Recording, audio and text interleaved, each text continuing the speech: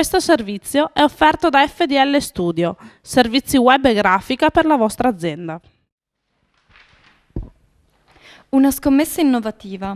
Così è stato definito il progetto Parco Produttivo del Fiumicello, strettamente collegata all'attuazione del PATI, il piano di assetto del territorio intercomunale. A promuovere il Parco del Fiumicello sono 3 comuni, Montagnana, Megliadino San Fidenzio e Santa Margherita d'Adige, più altri 2 in fase di aggregazione, Saletto e Megliadino San Vitale, e altri 2 soggetti di competenza quali la ZIP, il Consorzio Zona Industriale di Padova, e la ZAICO, la Zona Agroindustriale Commerciale di Montagnana, entrambe deputate ad operare delle trasformazioni urbane attraverso la riqualificazione delle condizioni di insediamento produttivo. Infatti il parco è una derivazione diretta della STU, ovvero la Società di Trasformazione Urbana. Abbiamo interpellato per la parte tecnica il direttore del Parco Produttivo del Fiumicello, Angelo Tognon. È un progetto di razionalizzazione delle aree produttive attraverso la concentrazione delle disponibilità dei comuni del territorio in un'area ben definita che si trova al di fuori del casello dell'autostrada Valdastico Sud, del casello di Santa Margherita d'Adige. Quindi è un progetto di sviluppo ma anche di razionalizzazione degli interventi dal punto di vista territoriale. Noi abbiamo acquisito più di 2/3 delle aree a Santa Margherita e il completamento della zona industriale di Montagnana e inizieremo i lavori di urbanizzazione entro l'anno, massimo i primi mesi del prossimo, ma sicuramente a breve, e stiamo adesso firmando i primi contratti di vendita. L'area che noi abbiamo, che è interessata ai nostri acquisti adesso, è un piano urbanistico attuativo in comune di Santa Margherita che fa riferimento al piano regolatore di Santa Margherita. Per quanto riguarda invece il PATI del Montagnanese, l'area interessata è circa 800.000 metri nella parte ovest dell'autostrada sempre Valdastico Sud e sarà evidentemente sviluppata negli anni. Nessuno vuole fare investimenti o operazioni al buio, cercheremo di fare le nostre operazioni a ragion veduta.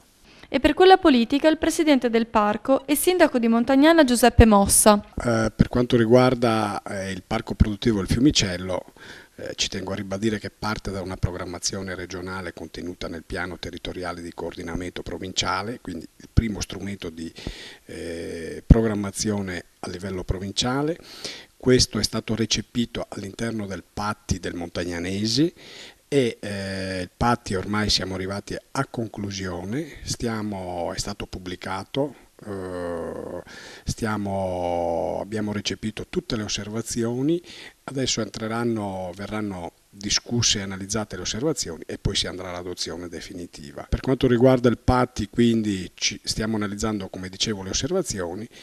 Dagli altri comuni abbiamo pochissime osservazioni, in tanti comuni addirittura neanche una, oppure c'è quella che hanno fatto a tutti i comuni e qualche associazione di categoria, mentre Casale ha oltre 500 osservazioni. Riguarda le perequazioni?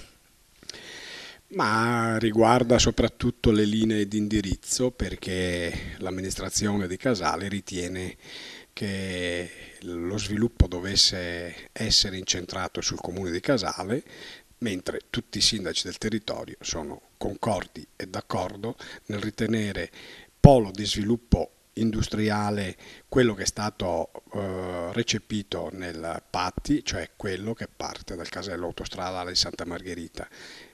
Io sono del parere che se i nostri poli industriali sono in crisi, Montagnana compreso, oltre Casale, è perché abbiamo uno dei tanti problemi grossi, la viabilità. Oggi abbiamo la fortuna che sta arrivando sto benedetto casello.